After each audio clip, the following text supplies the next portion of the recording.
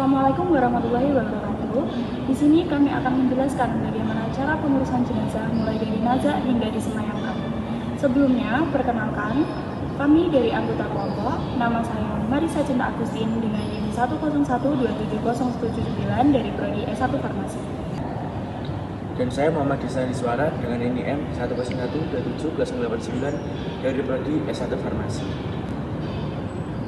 Dan saya Nabila Feby dengan NIM 1012709 dari Prodi S1 Farmasi. Jika diketahui ada seseorang yang sedang sakit keras, alangkah baiknya jika selalu didampingi oleh kerabatnya untuk selalu menuntunnya berzikir dan mengucap la ilaha illallah. Pada saat memandikan jenazah ditempatkan di atas dipan tempat memandikannya. Kemudian kepala jenazah diangkat. Kemudian perutnya ditekan sampai kotorannya keluar. Setelah itu, bagian tubuh dan duburnya dicuci hingga bersih.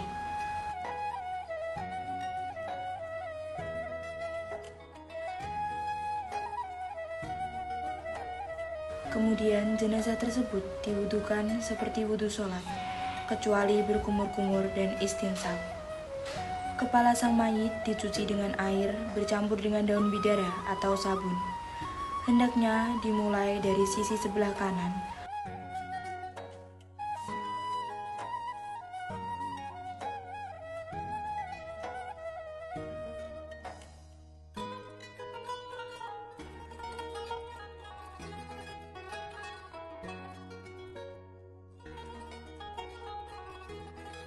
Kemudian sisi sebelah kiri, lalu secara menyeluruh. Dianjurkan pada siraman terakhir menggunakan air yang bercampur dengan kapur barus. Setelah itu, badan sang mayit dikeringkan dengan handuk.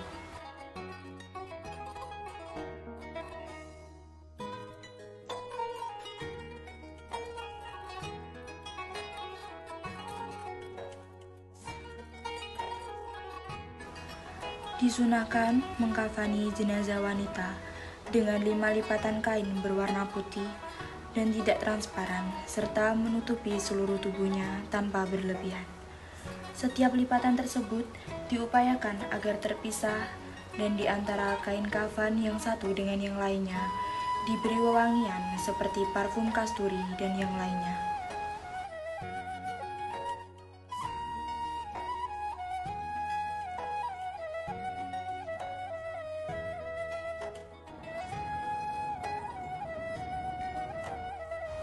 Tubuh jenazah diletakkan terlentang di atas kain kafan, lalu ujung kain sebelah kiri ditarik membungkus tubuh jenazah ke arah sebelah kanan. Kemudian ujung sebelah kanan ditarik di atas kain sebelumnya ke arah sebelah kiri. Kemudian kafan yang kedua dan ketiga, keempat, dan kelima demikian pula. Bagian kepala diikat agar tidak terlepas, namun saat dikuburkan, kegiatan tersebut dilepaskan kembali. Kemudian, ikatan tali bagian perut, lutut, dan ujung kaki.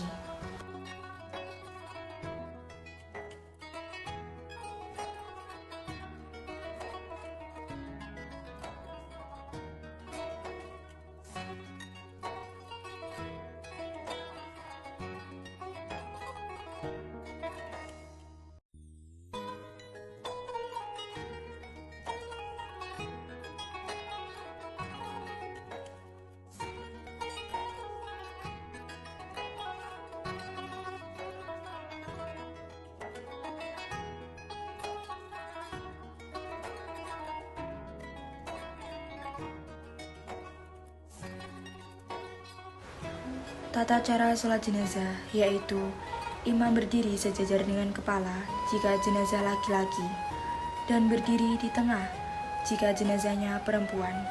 Sedangkan makmum berdiri di belakang imam seperti imam sholat biasa, mulai bertakbir dengan takbiratul ihram, lalu ta'awud basmalah dilanjutkan dengan membaca surah Al-Fatihah. Yang kedua dilanjutkan dengan bersolawat kepada Rasulullah SAW seperti pada bacaan tasyahud akhir. Lalu takbir yang ketiga disambung dengan berdoa untuk mayit, dan pada takbir keempat diakhiri dengan membaca doa untuk dirinya dan orang muslim secara umum. Kemudian salam ke sebelah kanan dan ke sebelah kiri. Berikut ini tata cara mengubur jenazah secara sempurna. Yang pertama, menggali tanah dengan kedalaman berkisar 3,5 hingga 4,50 atau setara antara 1,62 sampai 2,1 meter. Kedua, terdapat dua bentuk liang kubur, yaitu al-lahdu dan asyakku. Al-lahdu adalah galian kubur di mana tembok bagian bawah yang searah dengan kiblat diberi lubang yang cukup untuk meletakkan jenazah.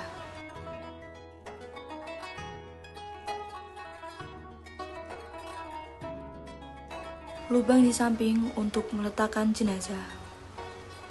Sedangkan model galian asyakku adalah galian kubur di mana lubang kubur bagian tengah dilubangi sekira cukup untuk meletakkan jenazah. Lubang di tengah untuk meletakkan jenazah.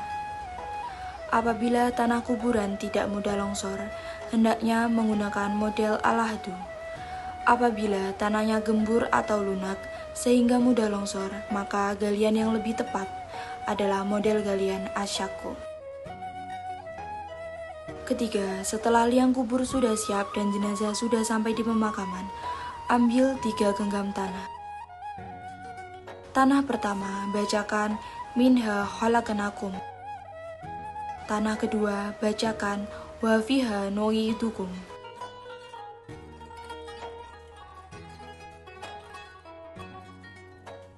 Dan tanah yang ketiga, bacakan wa minha nukhrijukum taratan ukhra. Setelah itu, bacakan surat Al-Qadr sebanyak 7 kali. Masukkan tanah tersebut ke dalam liang kubur. Amalan ini bertujuan supaya mayit tidak disiksa di dalam kubur, sebagaimana disampaikan oleh Syekh Abu Bakar Muhammad Syatta dalam kitab Lanatut Talibin. Keempat, sunnah menutupi liang kubur dengan semisal kain atau benda lain saat menurunkan jenazah ke liang kubur. Hal ini untuk mengantisipasi apabila saat menurunkan jenazah ada aurat atau hal-hal yang tidak pantas diketahui oleh publik. Kelima, pada saat meletakkan jenazah di liang kubur, sunnah membaca Bismillahi wa ala millati Rasulillah. Keenam, bagi penduduk Indonesia, kepala jenazah disunahkan berada di sebelah utara dengan memiringkan seluruh tubuhnya. Ketujuh, apabila bentuk liang kubur berupa al-lahdu, maka cara menguburkannya adalah sebagai berikut. Yang pertama, tempatkan jenazah pada liang lahat, kemudian miringkan jenazah dengan menghadap kiblat.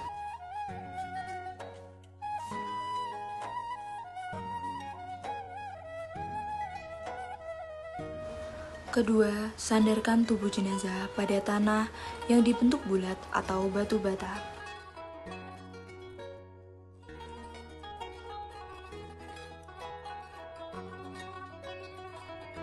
Ketiga, buka masing-masing ikatan kain kafan. Keempat, sunnah menempelkan pipi jenazah pada tanah dengan cara membuka kain kafan yang menutup kepala jenazah bagian kanan.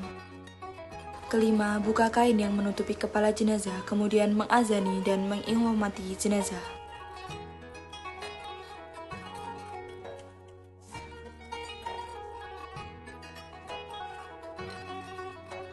Keenam, tutup kain kafan pada kepala jenazah. Ketujuh, tutup jenazah dengan menggunakan papan atau semisalnya dengan berdiri.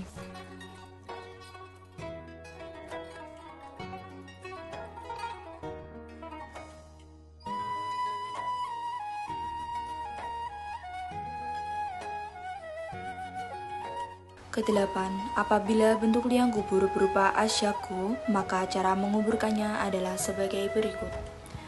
Yang pertama, tempat jenazah pada lubang yang telah tersedia. Kemudian miringkan jenazah dengan menghadap ke kiblat. Kedua, sandarkan tubuh jenazah pada tanah yang dibentuk bulat atau batu bata. Sebaiknya hindari menyandarkan wajah dan kaki jenazah pada dinding makam.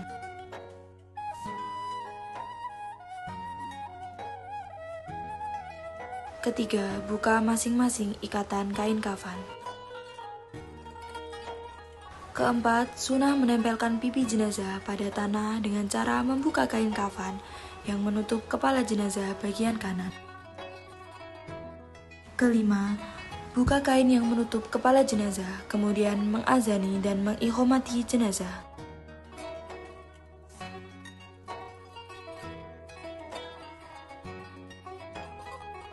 Keenam, tutup kain kafan pada kepala jenazah.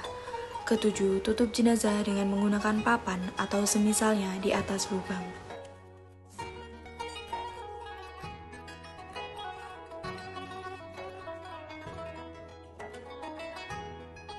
Kesembilan, uruk makam.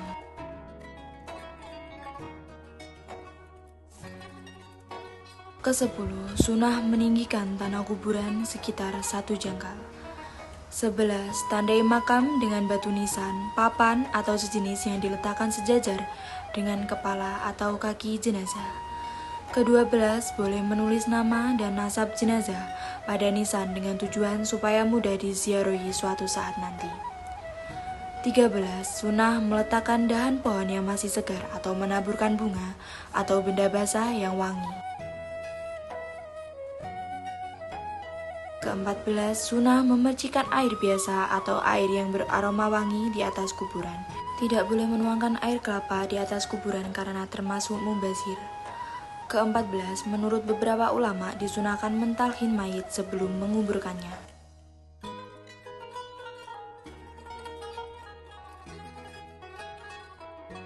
Sahabat muslim hafizakumullah, demikianlah tata cara mengubur jenazah.